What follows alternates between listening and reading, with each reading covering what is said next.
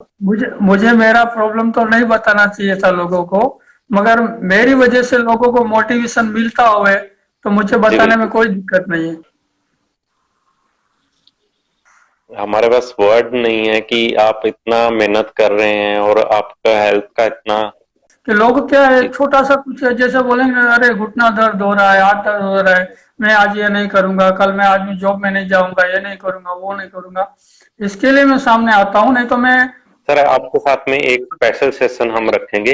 Well hello everyone, welcome back to our new YouTube session. इस session में हम लोग का जो गेस्ट आर्टिस्ट हैं, इनका नाम है शांति लाल शाह और वो मुंबई से बिलोंग करते हैं। उनका एज अराउंड 53 है अभी। सबसे बड़ी बात है जो कि वो हैंडीकैप हैं, वो एक आर्टिस्ट भी है साथ साथ में। वो काफ़ी इंस्पायरिंग पर्सन है और कैसे वो हम लोग को मिले वो भी बातें करेंगे हम लोग इस इंटरव्यू में। तो चलिए सेशन को शुरू करते हैं।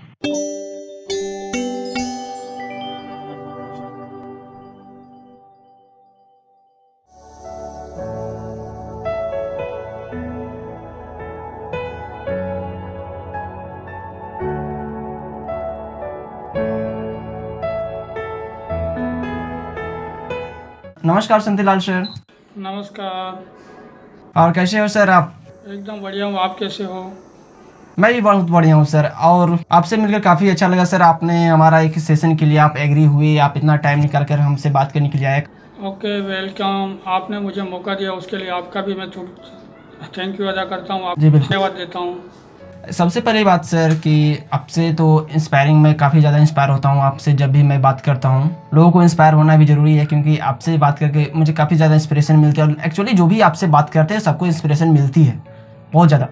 तो चलिए हम आज आपसे कुछ बात करके लोगों को और भी इंस्पायर करने की कोशिश करते हैं आपकी बातों से। Okay sir. सबसे पहले मैं आपसे एक पूछना चाहूँगा सर, आप हैंडीकैप होते हुए, आपको इतना ज़्यादा दिक्कत होते हुए भी आप सारा काम आप खुद करते हो, राइट? हाँ। इतना एनर्जी कहाँ से आता है सर? एनर्जी तो ये मोटिवेशन, ये God energy. God God gift, और जो एजेड हो लोग हैं उनका सबका आशीर्वाद। और मैं बचपन से मेरी मम्मी पापा ने सिखाया है कि परावलंबी मत बनो, स्वावलंबी बनो। वाह, प्रलंबी नहीं स्वावलंबी, राइट। सहारे पे जीने में जो मज़ा नहीं आता है, खुद के बल पे ऊपर जीने में जो मज़ा आता है वो दूसरे के सहारे पे जीने में मज़ा नहीं आता है। Absolutely absolutely sir. आपको इतना ज़्यादा परेशानी है, इतनी ज़्यादा दिक्कत के बावजूद आप सारी काम आप खुद करते हो अपना, और अपने साथ साथ और भी काम है जो भी आप सारा कुछ करते हो। तो आपके फैमिली में अभी कौन कौन से हैं? फैमिली में मेरे बड़े भाई है, 3 बहन थी, अभी उसमें एक बहन ऑफ हो गई है, अभी 2 बहन है। और मम्मी पापा तो ऑफ हो गए, मम्मी मेरी 8 साल पहले ऑफ हो गई। और 7 साल में अभी मेरा तबीयत अच्छा नहीं रहता, तो एक एजेड होम है, क्लाइमेट चेंज करने की जगह है, वहाँ पे आया था, तो तबीयत अच्छी होने को लगा तो उधर ही रुक गया हूँ। और फिर वो लोग भी खुश है कि मेरी तबीयत को देख के, मेरा वर्क देख के। और फिर मेरे पास टाइम था, यहाँ आने के बाद कुछ एक्टिविटी नहीं थी मतलब, तो मैं बोला चलो कुछ करूँ, तो फिर मैंने ड्राइंग स्टार्ट की। वाह वाह। एक्चुअली मैं इस बात पे आने ही वाला था सर कि आपको ये ड्राइंग करने की आइडियाज़ कहाँ से आए थे सर? आपको कुछ और करने के आइडियाज़ क्यों नहीं है? आप ड्राइंग पे ही क्यों आए आप?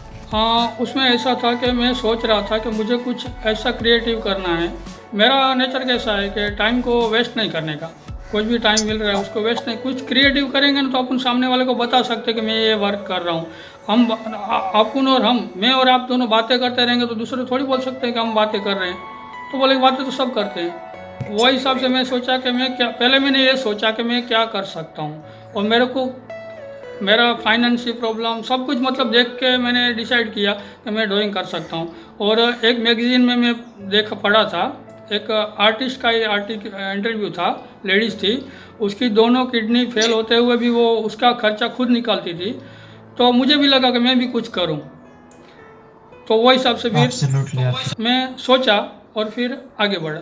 वाह वाह सर, क्रिएटिव करने की आदत होनी चाहिए, क्योंकि एक्चुअली ये बात तो अच्छी बोली सर आपने कि अगर किसी से बात करे तो कुछ बोल सके, अपना इंट्रोड्यूस कुछ दे सके अपनी तरफ से भी कि मैं भी कुछ हूँ, मैं भी कुछ कर रहा हूँ। एक्चुअली अगर कुछ नहीं कर रहे होते हैं तो बोलने के लिए शब्द नहीं होते हैं। आपकी एज अलग है, मेरी एज अलग है, बराबर है। मैं 53 हूँ, बिल्कुल बिल्कुल। आपकी एज के हिसाब से कोई भी पूछेगा तो आप बोलेंगे मैं पढ़ाई करता हूँ या जॉब करता हूँ।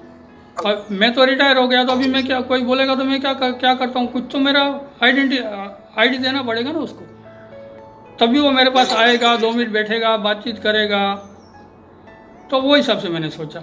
हाँ, ये तो बहुत अच्छी बात है सर कि आपने ड्राइंग शुरुआत कर दी और ड्राइंग से इतने क्रिएटिव आइडियाज़ आपको आते गए और दिन पर दिन आपका स्किल भी काफ़ी अच्छा हो गया, काफ़ी ग्रो हो चुका है। कुछ अपना वर्क दिखा सकते हैं सर आप यहाँ पे? हाँ, दिखा सकता हूँ।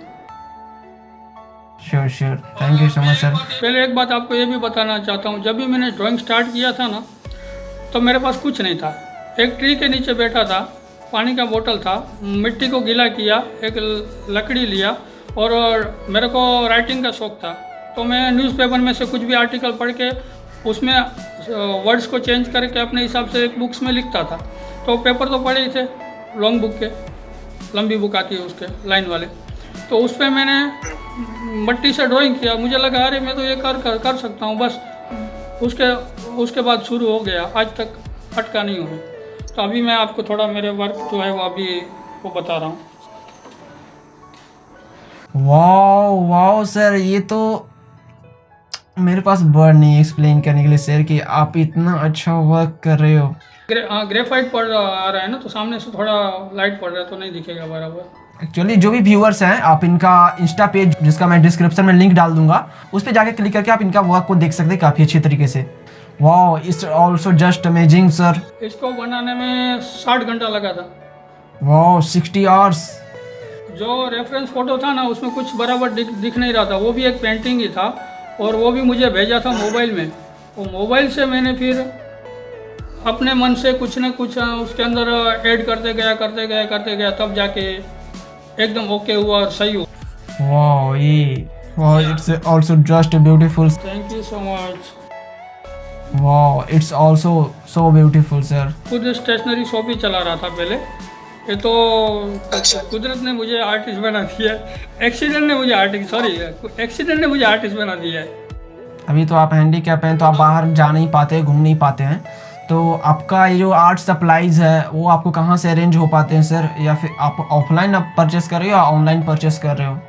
मैं ऑफलाइन भी परचेस कर सकता हूँ। कोई भी यहाँ आता रहेगा ना, जो मैं अभी जहाँ पे हूँ ना, वहाँ पे कोई भी आता रहेगा तो मुझे कॉल करते हैं कि हम लोग आने वाले हैं, क्योंकि मेरा रिश्ता सबसे अच्छा है। वो लोग जो यहाँ पे रहते हैं ना, उनके फैमिली वाले भी है ना, उनका भी मेरे पास कॉन्टेक्ट नंबर रहता है, सब कुछ रहता है, और लोग मेरे को कॉन्टेक्ट भी करते हैं और पता भी चलता है। कोई भी मुझे बताता है कि मेरा भाई आने वाला है, बहन आने वाला है, लड़के आने वाला है, तो मैं उनसे बोलता हूँ कि भाई आप मेरे लिए ये चीज़ लेके आओ और मैं आपको पे कर दूँगा, तो लेके आते हैं। और कभी कभी ज़रूरत पड़ा तो ऑनलाइन भी करता हूँ, मगर ऑनलाइन कम, ऑफलाइन ज़्यादा। चलो, बहुत अच्छी बात है सर। दूसरी बात ये कि मेरा जो माइंड है ना, वो इंजीनियर जैसा है, तो कुछ मतलब मैं जब छोटा था ना, तब आपको यकीन नहीं आएगा, मेरे खिलौने में क्या था मालूम है? हैमर बोलते हैं ना, हथौड़ी पकड़ खिले, वही सब रहता था मेरे खिलौने में। तो आप बचपन से क्रिएटिव है। कुछ भी चीज़ देखूंगा ना, तो उसका अपने मन से बनाने को स्टार्ट करता हूँ। तो मैं अभी भी सिर्फ टॉम्बो मोनो इरेजर मैंने परचेज किया है, बाकी सब चीज़ मैंने अपने हैंडमेड यूज़ कर रहा हूँ। ड्राइंग के साथ साथ आप कुकिंग में भी थोड़ा सा अच्छे कर लेते हो, आपने मुझे बताया था। हाँ, तो सर, आपको ये कुकिंग और ड्राइंग का ये जो स्किल है आपके अंदर, एक्चुअली बहुत मज़ेदार, दोनों का कॉम्बिनेशन है। और कुकिंग में आप क्या क्या कर लेते हो सर? कुकिंग का वो भी एक एक्सीडेंट ही था 25 साल पहले। मैं मेरी ट्रीटमेंट के लिए बड़ौदा गया था और बॉम्बे आया, तो मेरी मम्मी ने खुद के ही हाथ से दरवाजे में थंब को आ गया था, तो उसके ऊपर 18 स्टिच लेने पड़े थे। तो फिर वो मेरे को बोले कि ऐसा हो गया है। और भाई का टिफ़िन, और भाई तो बाहर खा लेते थे, मम्मी का टिफ़िन मेरी सिस्टर से घर से आने वाला था, वो 10 मिनट के अंदर ही घर था। तो मैं वहाँ उसी दिन आया था, दूसरे दिन, तो बोले ऐसा हो गया है। तो मुझे थोड़ा अजीब लगा कि एक जन का खाना ठीक है बहन को बोलने का, 3 जन का खाना बनने के लिए 2 जन को खाने के लिए बोलने के लिए ठीक नहीं लग रहा है मुझे। तो मैं मम्मी को बोला आप मुझे बताते रहना, मैं बनाऊंगा। और भाई उसी दिन भाई को बोला कि तू जाते जाते बहन को बोलते जा, बहन के घर पे, कि हमारा खाना मत बना, हम खुद बना देंगे। और फिर मम्मी ने मुझे बताते कि यार मैं बनाया, और पहले दिन में ही गलती किया था मैं। उस दिन के बाद मैं मम्मी को पूछ के 2 दिन में मैंने पूरा सीख लिया। वाह वाह, 2 दिन में आपने कुकिंग सीख लिया और कुकिंग आप खुद से करने लगे। और बहुत सारे लोगों का ये बर्डन हो जाता है, या फिर बहुत सारे लोग ऐसा ही सोचते हैं कि नई चीज़ें सीखने में बहुत ज़्यादा झिझकते हैं, और आपने 2 दिनों में एक अलग स्किल अपने अंदर डेवलप कर लिया। हाँ, मैं कोई भी काम, मतलब मेरा गॉड गिफ्ट बोलो या जुनून बोलो कि नहीं मुझे करना है, मतलब करना है, तो मैं उसको करके ही रहता हूँ। वाह सर वाह, एक्चुअली आपका स्टोरी सुन के तो काफ़ी इंस्पायर हो रहा हूँ मैं भी। आप इतने हैंडीकैप होते हुए भी आपको कभी ऐसा नहीं लगा कि आपको गॉड ने कुछ कमी कर दिया, या फिर गॉड ने आपके साथ ऐसा क्यों किया, एक्चुअली आपके साथ ही क्यों हुआ इस तरह से, या डिमोटिवेशन सी बातें आ जाती है बहुत सारे लोगों में कि गॉड ने मुझे ऐसा क्यों बनाया, दुनिया इतनी अच्छी बनाई, इतनी ब्यूटीफुल, बट मैं ऐसा कि मैंने क्या गलती कर दिया था कि मुझे ऐसा कमी होकर के साथ मुझे भेजा है। नहीं नहीं नहीं नहीं, नहीं वो कभी नहीं, कभी मतलब कभी नहीं। डिमोटिवेट तो कभी नहीं हुआ हूँ, कितना भी प्रॉब्लम हुआ है। क्यों कि मेरी मम्मी पापा मेरे जो कंडीशन में मुझे हम लोग को बड़ा किया है, तो फाइनेंस प्रॉब्लम तो था ही वो टाइम पे। तो कभी ये चीज़ मन में नहीं लाया हूँ, और कभी ये भी चीज़ नहीं लाया हूँ कि जो भी मेरा एक है कि जो गॉड कर रहा है वो अपने अच्छे के लिए कर रहा है। उसके पीछे कुछ तो राज होगा उसका, वो अपने को नहीं पता है क्या अपने से क्या काम करवाना है, अपने से क्या काम लेने वाला है, वो अपने को पता नहीं है, उसको तो पता है ना। अभी मेरा ही बात बता रहा हूँ आपको। अगर मैं दुकान पे जा रहा था, स्लिप हो गया, बड़े भाई के साथ में जा रहा था, स्लिप हो गया और घर पे बैठा, 1.5 महीना हुआ। उसके बाद मेरी मम्मी की तबीयत बिगड़ी, तो 10 महीने तक उसका मैंने देखभाल किया था। अगर वो एक्सीडेंट ना होता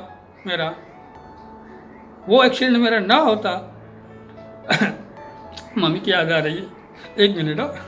तो अगर वो मेरा एक्सीडेंट ना होता था ना, तो मैं आज आर्टिस्ट भी ना होता था, आपके सामने भी ना होता था, और मम्मी की सेवा भी नहीं कर पाता था। क्यों कि मैं शॉप पे जाता था, तो शॉप को देखूंगा कि घर को देखूंगा या मम्मी को देखूंगा। कूल सर, कूल, बहुत बहुत बड़ी बात है सर। आपने ऐसी तरह के जर्नी से आप होकर गुजरे हुए हैं, आप इस तरह के पे इस तरह की घटनाएं हो चुका आपके साथ, फिर भी आप इतना एनर्जेटिक रहते हो। आपको देखकर तो हम लोग सर, मतलब कुछ भी नहीं है आपके सामने, हम लोग कुछ भी नहीं। इतना क्रिएटिव माइंड होते हुए, इतना मतलब दिक्कत परेशानी के साथ आप इतना एनर्जेटिक के साथ आप सारे काम कर रहे हो, कोई भी चीज़ रोक नहीं रहे हो। एक तो अच्छी बात है कि आप खुद को कभी मान नहीं रहे हो कि हैंडीकैप हो, और आप हाँ, मैं एकदम हाँ। एक लोग बोलते हैं कि आप हंसते नहीं हो। मैं हंसता भी हूँ जब जरूरत रहता है, बहुत हंसता हूँ। और कभी कभी मेरा ये है ना, वो प्रॉब्लम की वजह से थोड़ा स्माइल फेस पे कम आता है। बाकी अंदर से जो हंस रहा हूँ ना, वो मैंने अंदर से जो हंस रहा हूँ ना, वो मेरी कंपेयर कोई नहीं कर सकता। बिल्कुल बिल्कुल सर, अंदर की चीज़ें तो सिर्फ खुद ही जान सकते हैं जितने अच्छे तरीके से। जी बिल्कुल सर, बिल्कुल। एंड बहुत बड़ी बात आपने बोल दिया सर यहाँ पर कि आपके साथ वो इवेंट ना हुआ होता तो आप इतना कुछ नहीं कर पाते। ये बहुत अच्छी बात है सर कि आपको ये मौका मिला, गॉड ने दिया। आप हैंड स्टिचिंग भी करते हो सर, तो आप हैंड स्टिचिंग के बारे में आप बताओगे थोड़ा सा कि आपके अंदर वो स्किल कैसे आया, और आपको वो आइडियाज़ कैसे आए, और आप उस पर अभी वर्क कर रहे हो तो किस तरह? हाँ, मैं हाथ सिलाई मेरे मम्मी से मैंने सीखा था। मेरे मम्मी ने सीखा था। तो हैंड सिलाई को जो मशीन से नहीं होती है ना, उससे भी अच्छी हाथ से होती है, और उसमें अलग अलग टाइप भी होती है। आजकल जो मशीन कर रहा है वही चीज़ हैंड से भी होती है, और मुझे टोटल 3-4 अलग अलग टाइप आती है उसमें, और सब करता हूँ। और वो हमारी मम्मी ने ही मुझे सिखाया था। वो कर रहे थे तो मैं देख रहा था बाजू में बैठ के, बेटा इसके लिए ऐसा सीने का, इसके लिए ऐसा सीना। और फिर थोड़ा अपना दिमाग भी लगा गया कि ऐसा करेंगे तो ऐसा होता है, ऐसा करेंगे तो ऐसा। तो वही हिसाब से आपको मैं सिलाई करके दिया ना, कपड़ा फटेगा, सिलाई नहीं निकलेगा। मतलब मेरे को सीखने का बहुत शौक है। बोलते हैं ना कि स्टूडेंट बन के जिएंगे तो मज़ा आता है। बस वही बात को मैं पकड़ के रखा है कि कुछ भी सीखो, कुछ भी करो, स्टूडेंट बन के जियो ना। मज़ा। मेरा एक्सपीरियंस आपको तो नहीं बताया, मैं और भी एक बात बता देता हूँ। मेरे पाँव में जख्म हुआ था, तो डॉक्टर ने मुझे ड्रेसिंग करने के लिए बहुत चार्ज लेते थे, या फिर मना कर देते छोटे छोटे कि नहीं हॉस्पिटल में जाना पड़ेगा, इतना बड़ा हम नहीं करेंगे, हम रिस्क नहीं लेंगे आपका ड्रेसिंग का। जब पाँव में जख्म होता था, जब शॉप पे जाता था तभी, तो खुद से ड्रेसिंग सीखा। एक दो बार डॉक्टर के गया, मैं बोला ये लोग तो रोज़ का 150-200 रुपया ले लेते हैं, 40-50 रुपया लेते हैं, फिर आना जाना रिक्शा भाड़ा वो सब मिला के मेरा 100-150। मैं बोला इतना तो मैं, और काम क्या करते हैं वो मैंने देख लिया, क्या चीज़ यूज़ करते हैं वो देख लिया। मेडिकल में मंगा से खुद से ड्रेसिंग सीख लिया। आज मैं A1 ड्रेसिंग करता हूँ, डॉक्टर से अच्छी। अभी भी मेरे पाँव में जख्म है थोड़ा, अभी थोड़ा लग गया था थोड़े दिन पहले, तो डॉक्टर ने मेरे को ड्रेसिंग करके पट्टा बांध के दिया ना, तो इधर लगे लोग बोलते अरे तो तुम्हारा पट्टा छूट गया है। मैं बोला हाँ वो डॉक्टर ने बांधा था ना, इसके लिए कल देखना, बोला मैं बांधूंगा, फिर छूटेगा तो मेरे को बोलना। सर आप साथ साथ में सोशल वर्क भी तो करते हैं ना, इस हालत में होकर भी सोशल वर्क आप कर रहे हो? हाँ, सोशल वर्क का आइडिया मतलब क्या हो जाता है कि मैं ट्रैवलिंग नहीं कर पाता हूँ ना, तो मुझे मतलब जो हमारा कंपाउंड है उसके अंदर ही रहना है, तो जहाँ पे जो 15-16 लोग हैं उनको ही देखना है मुझे, उनका ही सब मतलब बाहर के लोग तो मिलने के लिए आते हैं थोड़ा टाइम के लिए और चले जाते हैं, मैं तो खुद कहीं पे भी नहीं जा सकता हूँ।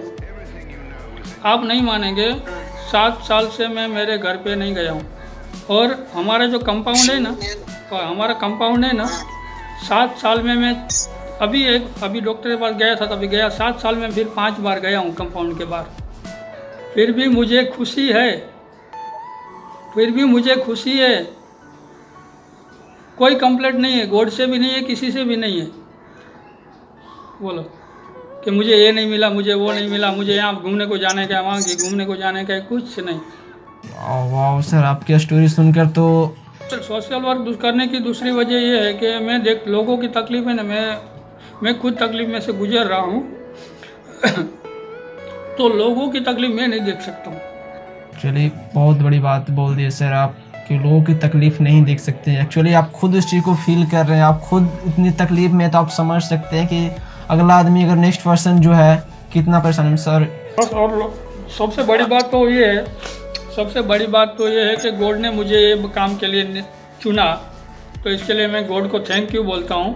और जो भी सोशल वर्क मैं करता हूँ, मेरे वर्क से लोग खुश होते हैं और उसका जो आशीर्वाद मिलता है ना, वो मेरे लिए पैसे से ज़्यादा है।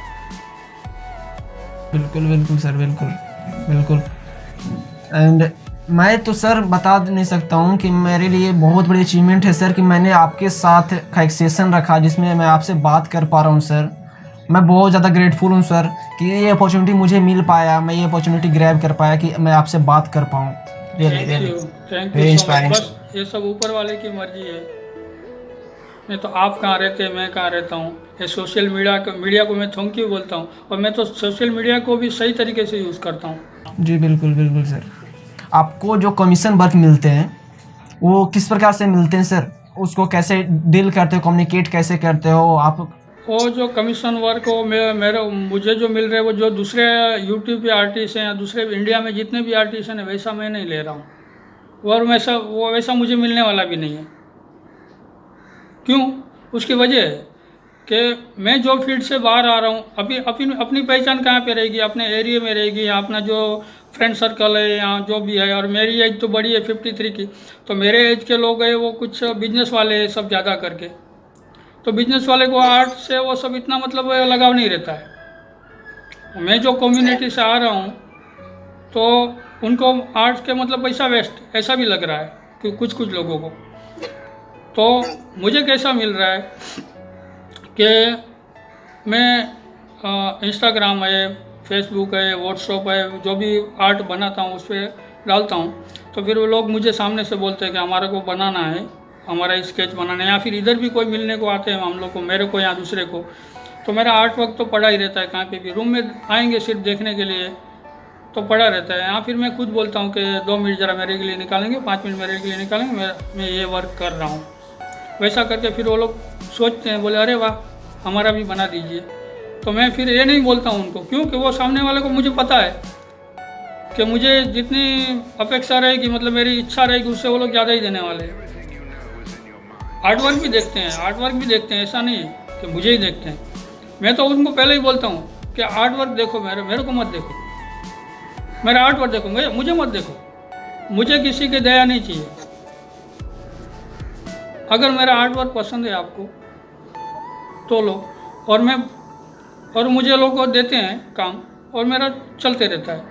और मैं ये मतलब जैसे नए बिगनर रहता है वो कैसे सोचते हैं, थोड़ा काम किया फिर कमीशन आर्ट वर्क का DM कमीशन आर्ट वर्क लिख देते हैं, यहाँ कमीशन आर्ट वर्क हमको चाहिए, हम करेंगे, एडवर्टाइज करते हैं। वो मैं नहीं करता हूँ। किसी के कहने से एक बार व्हाट्सएप पे डाला था, वो मुझे मालूम है क्या रिप्लाई आने वाला है क्या नहीं आने वाला है, क्योंकि मेरा जो कॉन्टैक्ट वो अलग ही टाइप का है पूरा।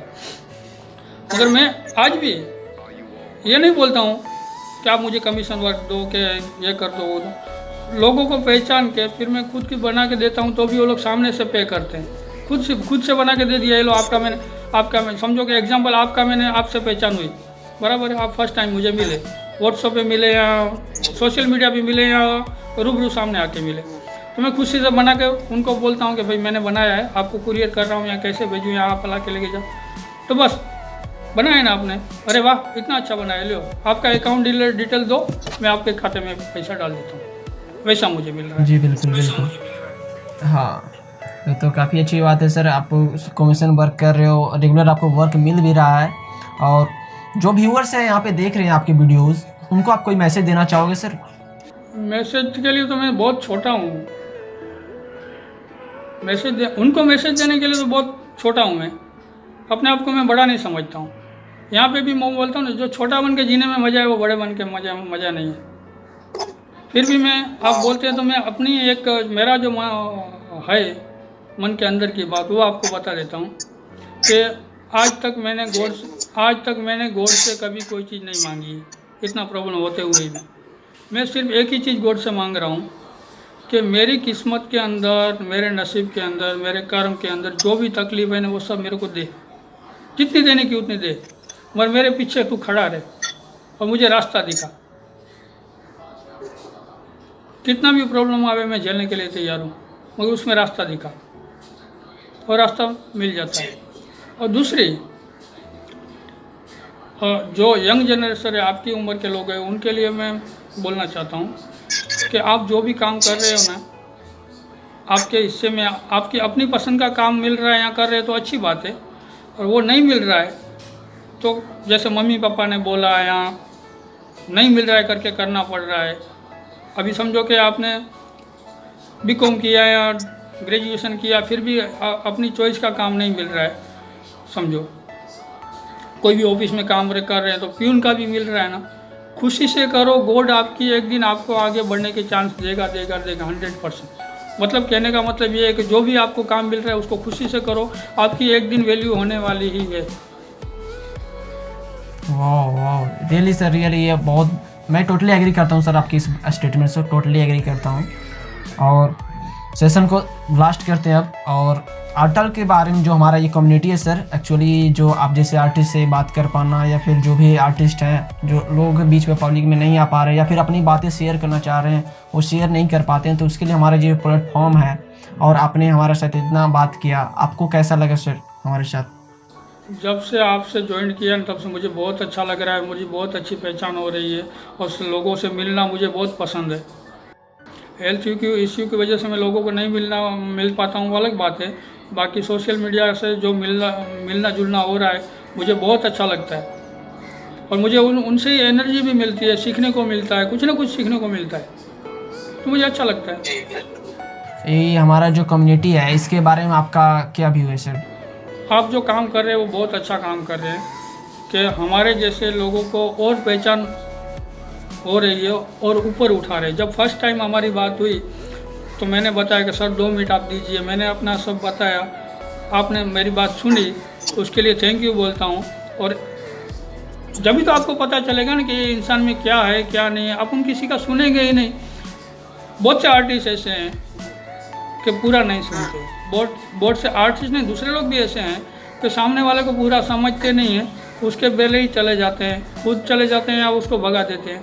अरे पहले सामने वाले को समझो, सोचो, तब पता चलेगा कि वो क्या है क्या नहीं, बाद में आप सोचो उसको क्या करने का। तो इसके लिए आपको मैं थैंक यू, आपकी टीम को पूरी थैंक यू बोलता हूँ, और बहुत आगे बढ़ो, God bless you. Thank you so much sir, आपने हमारा इतना टाइम देकर, अपना इतना वैल्यूएबल टाइम देकर हमारे इतना बात करा, इतना टाइम दिया, इतनी अच्छी अच्छी बातें आप लोगों को सिखाए, समझाए। एक्चुअली व्यूअर्स जो भी इस वीडियो को देखे होंगे पूरा, काफ़ी ज़्यादा इंस्पिरेशन आपके साथ आपसे लेकर जा रहे होंगे सर। और इनका इंस्टाग्राम का लिंक मैंने डिस्क्रिप्शन में डाल दिया है, आप वहाँ से चेक कर लो, आप इनका वर्क देखो डायरेक्ट जाकर के, वहाँ पे काफ़ी अच्छी क्वालिटी में अपलोडेड है सारे वर्क्स। एंड अगर कोई इनसे कमीशन वर्क करवाना चाहते हो या फिर अपना स्केच जो बनवाना चाहते हो इनसे, आप इनको मैसेज करो डायरेक्ट वहाँ पर से। और ये इनको अगर आप हेल्प या सपोर्ट करने के बजाय थोड़ा सा हेल्प सपोर्ट के लिए भी आप इनसे वर्क करवाना चाहते हो, श्योर एंड करो यार, ऐसे लोगों से वर्क करवाओ। एक्चुअली तो हम लोग हैं कि अगर नहीं भी करवाओगे वर्क तो मैं दूसरा काम कर लेता हूँ या फिर कहीं और से इनकम हो जाता है, लेकिन इनको थोड़ा सा आप इस प्यार दे सकते हो इस वजह से। और जो भी इस तरह के आर्टिस्ट हैं, जो भी आपके अगर इर्द गिर्द में रहते हैं या फिर जिस तरह से आपका कॉन्टैक्ट है, कोई भी आर्टिस्ट ही नहीं कोई भी हो, अगर वो कोई काम आप थोड़ा सा हेल्प कर सको किसी बहाने से तो जरूर करो, आप रुको मत वहाँ पे। Thank you so much. और एंड में और एक बात बता रहा हूँ, मुझे याद आई इसके लिए, आपने जो हेल्थ की बात बोली ना, इसके लिए मैं बोल रहा हूँ। मैं दो चीज़ बोलना चाहता हूँ। एक ये कि आपके अगल बगल में कहाँ पर भी जो हैंडीकैप्ड बच्चा है या फिर उसका फाइनेंस प्रॉब्लम है कोई भी चीज़ का, तो उसको आप फिर 50 रुपये का खर्चा करके पेंसिल, रबर, शार्पनर, ड्राइंग का मटेरियल एक पीसी गिफ्ट दो। 50 रुपये का होटल में खाना कम खाना, 50 रुपये का होटल में खाना कम खाना, या एक दिन मत खाना बाहर जाके, घर पे आके खाना खा लेना। 50 रुपये का खर्चा करो। और दूसरी बात मैंने नोट की है मेरी लाइफ के अंदर कि ये आर्ट है ना, उसको अपना ये क्या बोलते हैं उसको, साइको प्रॉब्लम वाले जो लोग रहते हैं ना, ये मेरा एक्सपीरियंस है, खुद मेरा एक्सपीरियंस भी बता रहा हूँ कि मैं जब तक ड्राइंग करते रहता हूँ ना, तो मैं मेरी सारी तकलीफ़ों भूल जाता हूँ। तो मैं ये भी एक सजेस्ट करना चाहता हूँ कि आपके जो रिटायरमेंट लोग हैं आपके आजू बाजू में कहाँ पे भी, उनको भी आप ये 50 रुपये का गिफ्ट दो और उनको बोलो, वो भी कुछ करेंगे और उनका लाइफ का जो प्रॉब्लम होता है और वो क्या अकेलापन महसूस करते हैं ना, वो उनका दूर हो। जी सर, जी हमारा टीम इस पे वर्क करेगी कि ये हेल्प कर पाए। हमारा पूरा टीम, हमारा जो कम्युनिटी एक्चुअली जो बना है, वो हम लोग का यही मोटिव है कि अगर हो सकता, जितनी भी हो सकता हम लोग से सपोर्ट जो इतना भी होगा हम लोग ज़रूर करेंगे। कम्युनिटी इसीलिए बना है कि एक्चुअली सपोर्ट कर सकें जो नीडी है उनको। हाँ, तो मैं भी उसमें सपोर्ट करूँगा। और मैं भी कह रहा हूँ, मैंने क्योंकि यहाँ पे जो देख रहा हूँ लोग जो एजेड हुए तो उनका टाइम पास नहीं होता है, तो गप्पा मार मार के एक ही बात दोहराया करते हैं, मैं दुखी था, मैं दुखी था, दुखी था। वो दुख को भुलाने के लिए भी उसको तुम 50 रुपये का गिफ्ट दो, खाना पीना मत दो कुछ, उनको वो तो मिल जाता है। एक drawing book, pencil, rubber, sharpener वो दे दो और फिर अगली विजिट जब करें उनके पास तो देखो उसने क्या किया क्या नहीं, फिर आगे तो वो क्या अपना अकेलापन जो महसूस करते हैं वो दूर हो जाएगा, मेरा ऐसा मानना है। क्योंकि आज मैं खुद ही अकेलापन महसूस नहीं कर रहा हूँ ड्राइंग की वजह से। Thank you so much sir, thank you, bye, मिलते हैं फिर। Thank you, bye, thank you, God bless you.